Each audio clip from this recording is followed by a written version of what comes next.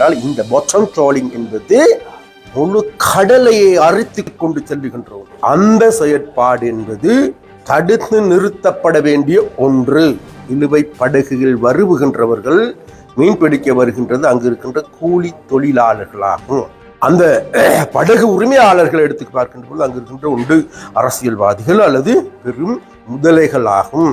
அப்ப அந்த வகையில் நிச்சயமாக நாளைக்கு அந்த படகுகள் பறிமுதல் செய்யப்படுகின்ற பொழுது, கைது செய்யப்படுகின்ற பொழுது மனிதாபிமான அடிப்படையில் அதில் இருக்கின்ற கூலி தொழிலாளர்கள் விடுவிக்கப்படுகிறார்கள்.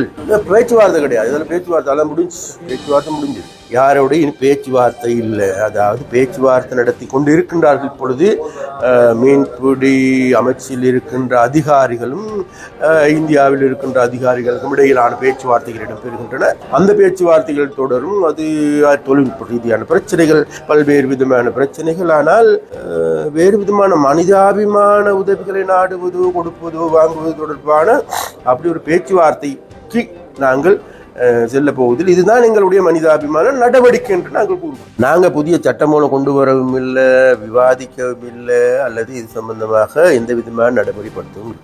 ஆனால் எங்களுக்கு எல்லோருக்குமே தெரியும், இப்போது இந்த மீனவர்கள் தொடர்பிலான புதிய சட்டமூலம் ஒன்று கொண்டு வர வேண்டிய தேவை இருக்கின்றது. கடந்த காலங்களில் அது உரையாடப்பட்டிருக்கின்றது. அந்த சட்டம் மூலம் இன்றைக்கு அமைச்சரவைக்கு வந்திருக்கின்றது. அமைச்சரவை அதுக்கு மேலதிகமாக ஒரு ஆலோசனை குழு ஒன்றை நியமித்து அது சம்பந்தமாக கலந்துரையாடுவதற்கான கால அவகாசத்தை கேட்டிருக்கின்றது. அந்த அவகாசத்தில் நிச்சயமாக இருக்கின்ற மீனவர்கள், மீனவ சங்கங்கள், மக்கள் அனைவரோடும் உரையாடி அந்த மக்களுக்கு தேவையான சட்ட மூலமே நாளைக்கு சட்டமாக நிறைவேற்றப்படும்.